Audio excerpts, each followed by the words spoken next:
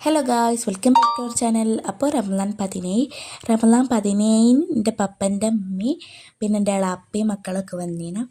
അപ്പോൾ നമുക്ക് നോമ്പ് തുറക്കാനുള്ള പലഹാരങ്ങൾ മീൻ പത്തിരി ഉണ്ടായിരുന്നു. മീൻ പത്തിരിയിൽ മീനിട്ടിട്ടില്ല, ചിക്കൻ ഇട്ടിട്ടുള്ള മീൻ പത്തിരിയാണ്. പേര് മീൻ പത്തിരി നട്ടുന്നത്. പിന്നെ കട്ട്ലേറ്റ്, പിന്നെ ഇറാനി പോള, കാരക്ക, ഇറച്ചിട്ട ചട്ടിപ്പത്തിരി, പഴം കേക്ക്, ഉന്നക്കായി.